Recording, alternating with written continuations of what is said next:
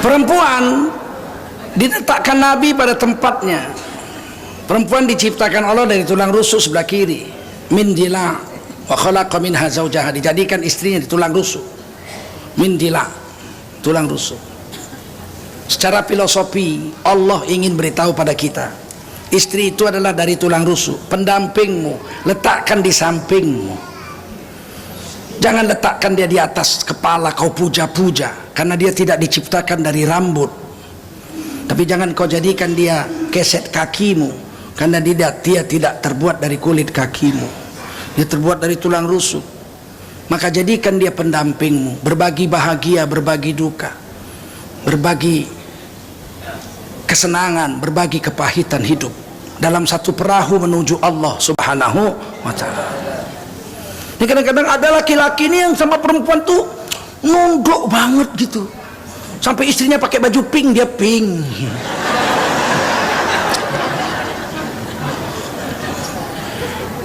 Ismail Marzuki sudah mengarang lagu itu. Diciptakan alam pria dan wanita, dua makhluk hasil ciptaan Tuhannya. Dijadikan bahwa pria berkuasa, adapun wanita lemah lembut manja. Wanita dijajah pria sejak dulu, dijadikan perhiasan sangkar madu. Tapi ada kala pria tak berdaya, tekuk lutut di sudut kerling, wanita berbadat di tempat pipu.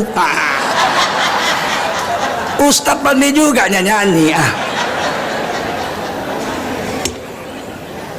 Cuman kalau ustadz ngerangkap profesi jadi penyanyi, penyanyi bangkrut. Kadang-kadang ada wanita itu dijadikan anak jajahan sama suaminya. Ya Allah, salah aja istrinya. Istrinya pakai baju merah pagi-pagi, udah mandi rapi bersih, dibentak, baju merah kampungan. Nanti kamu di standok sapi baru tahu.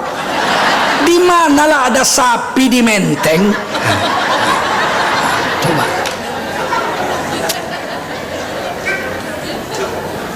Kejamnya bukan main sama istri.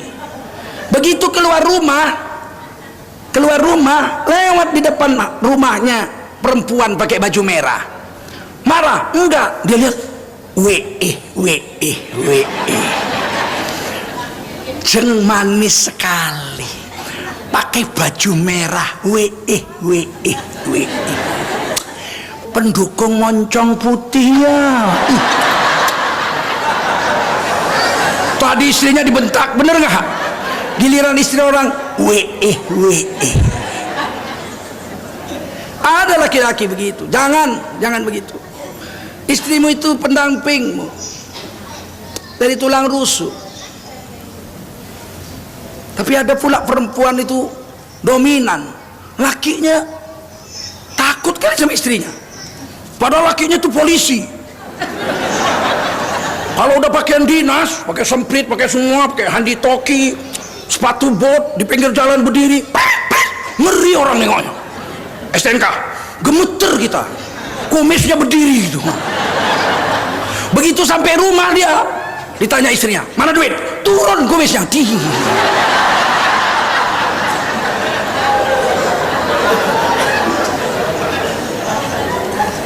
Kadang-kadang ada juga istri yang kejam istri ini. Suaminya di rumah aja kena bentak, di rumah aja jijik lihat wajahmu, pergi cari duit.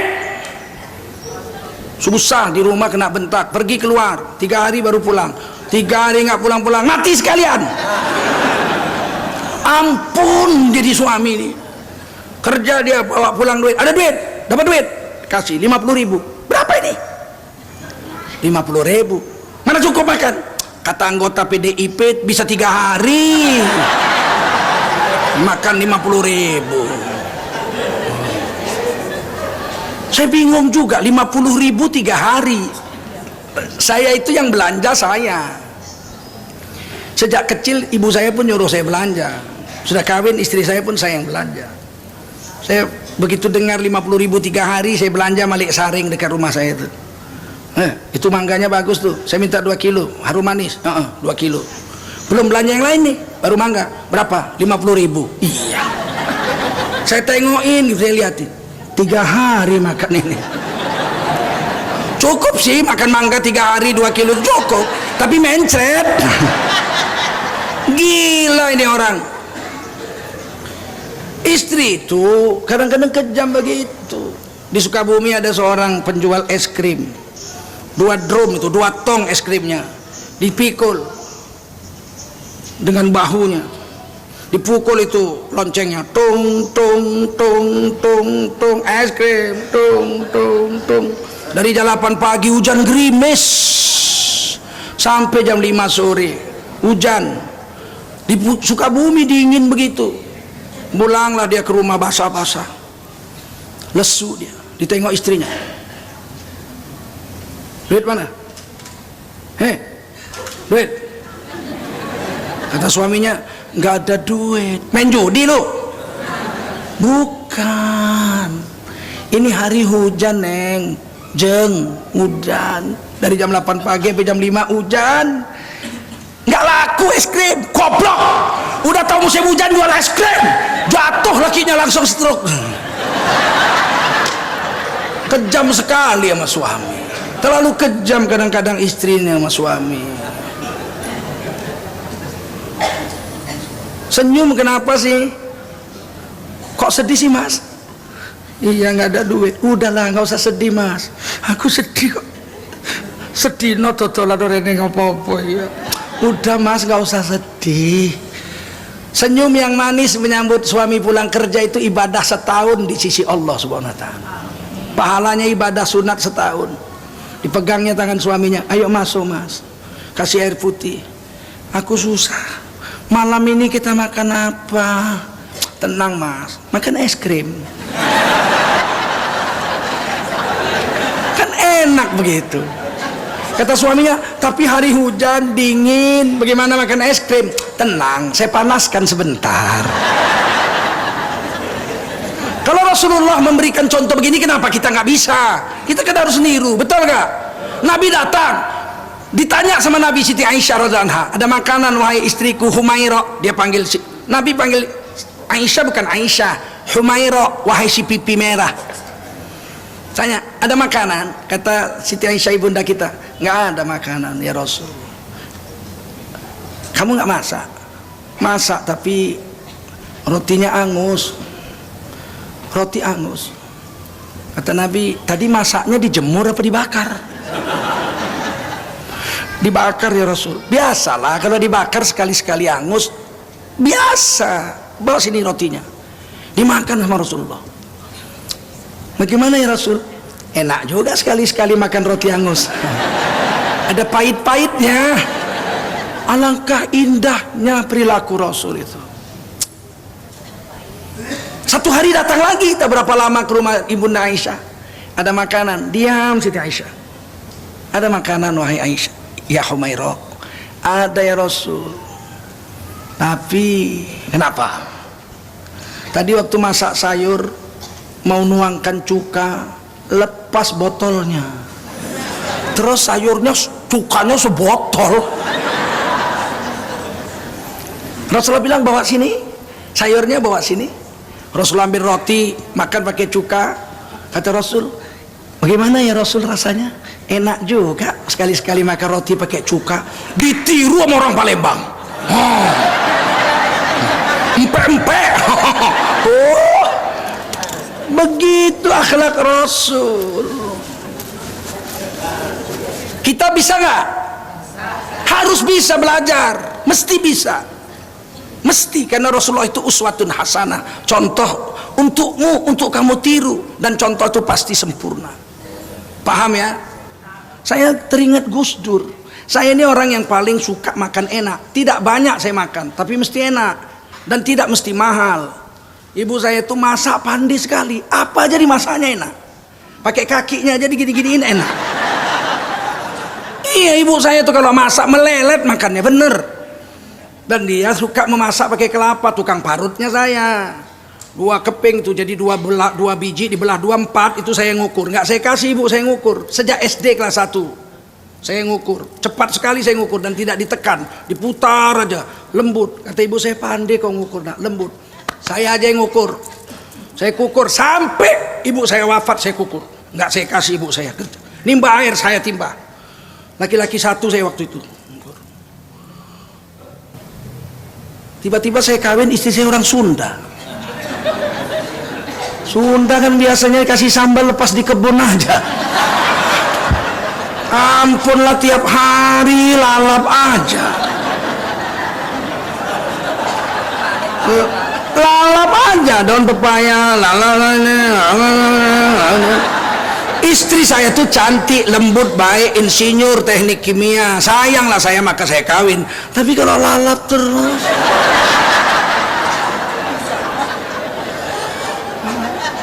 udah paling banter direbus, bayam direbus, sawi direbus. Satu hari saya pulang kerja, saya dosen ngajar, saya pulang jam 2:30, capek sekali, laparnya bukan main.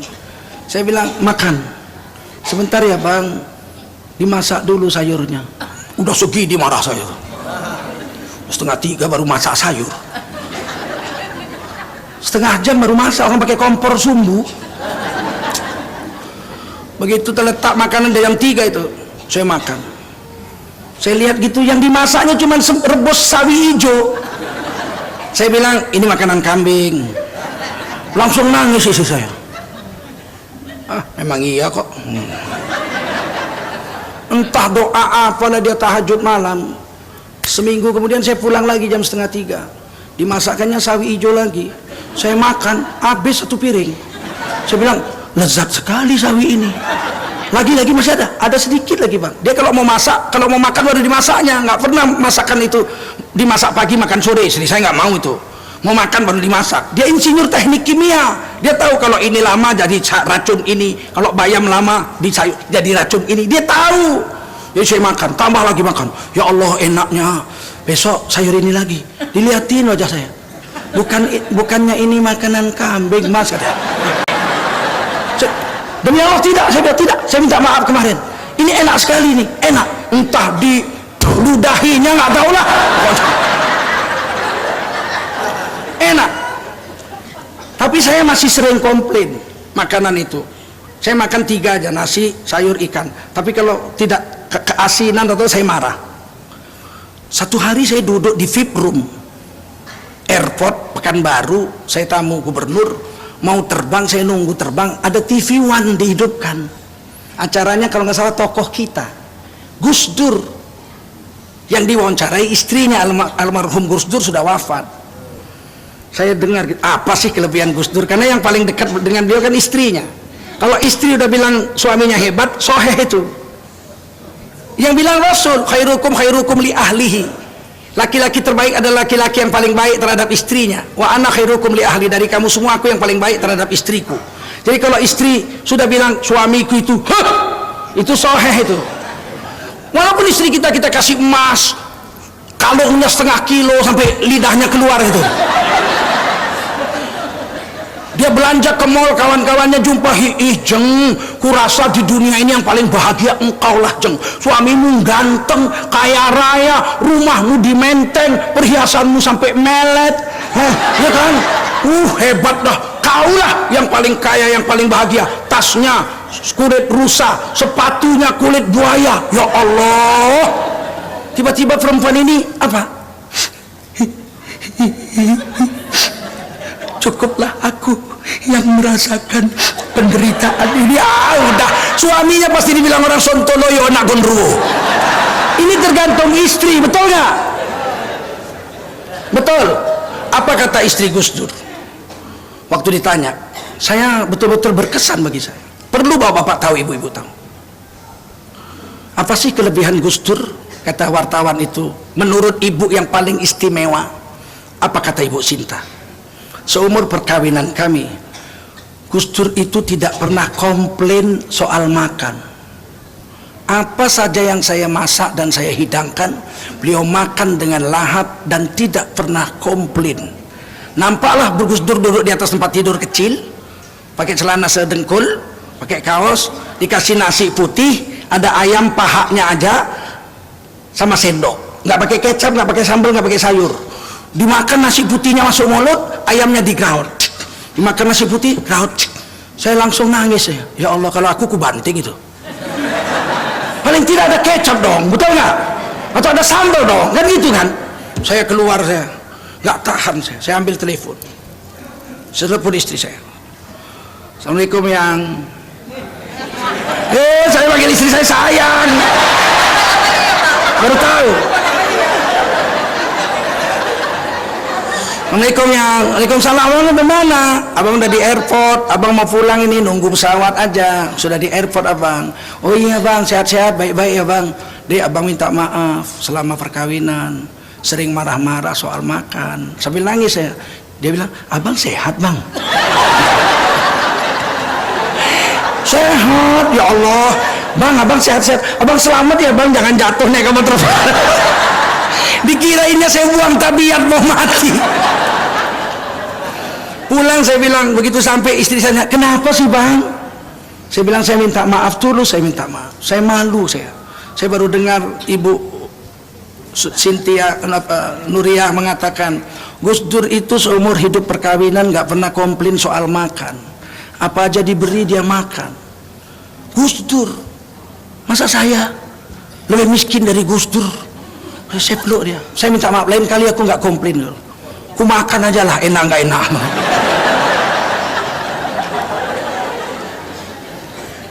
Rasulullah bilang kalau makanan itu enak, makan. Dan puji-pujilah makanan. Kalau tidak enak, diam. Jangan komplain, tak usah makan. Itu, kalau nggak enak, diam, tak usah makan. Jangan komplain. Udah dimakan, komplain pula. Kan kurang ajar itu. Perempuan ini kan butuh, perasaannya kan 9, dia butuh dipuji, paham? Perempuan ini kalau udah dipuji, hilang capeknya. Dia masak nih, tamu 100 orang nih, yang masak perempuan, ya nggak? Dihidangkan makanan, 100 orang ini makan, laki-laki semua kan? Laki-laki dulu kalau di Indonesia kan, makan kenyang-kenyang. Yang perempuan-perempuan ngintip itu, dimakan habis, tinggal tulang-tulangnya aja gitu. Kucing aja yang bisa makan, habis semua bersih. Si perempuan yang masak 10 orang ini, begitu laki-laki pergi, dia lihat habis semua, dia nggak marah. Dia bilang apa? Alhamdulillah, habis semua. Ya Allah, makanan kita enak. Mereka lahap, padahal nggak makan nih perempuan yang 10 nih, karena laki-lakinya ini akalnya memang kurang. Perempuan nggak dikasih dimakan semua, gila bener nih laki-laki. Coba kalau kita yang masak, perempuan makan dihabisin, kita bilang memang perempuan ini otaknya nggak ada. Wong kita yang masak, nggak cuma ditinggalin tulang. Itu bedanya laki-laki dengan perempuan, paham? Maka kita ini disuruh Nabi berpura-pura lah. Untuk menyenangkan hati istri boleh bohong. Enak sayurnya bang, Masya Allah enaknya luar biasa deh. Padahal aswad. Bohong boleh demi menyenangkan istri. Enak bang, enak. Tapi saya rasa tadi agak asin bang, sedikit. Nah, itu mesti dipuji-puji. Cuman salahnya ini, ada salahnya juga. Perempuan kalau masak dipuji-puji, 3 bulan nggak tukar menunya itu. Ampunlah kita dibikinnya. Begitu dia masak toco terong, kita bilang enak sampai berkeringat. Aduh, inilah makanan terlezat, toco terong. Terus 3 bulan toco terong terus. Sampai mertuanya bilang, kau toco terong terus sih, Ceng. Dia bilang apa? Kang Mas seneng. Ya seneng, tapi kalau 3 bulan belenger mas. Udah sampai sini aja. Mari kita belajar tentang keagungan Rasul dan jadikan Rasul itu betul-betul uswatun, contoh yang baik. Nggak bisa kita menirunya, berjuang sampai bisa. Jangan terus apatis, mana ada yang bisa, itu kan Nabi, saya bukan Nabi. Allah bilang laqad kana lakum fi rasulillahi uswatun hasan, telah ada untukmu contoh teladan untuk kamu tiru yang hasanah dari Rasulullah sallallahu alaihi wasallam.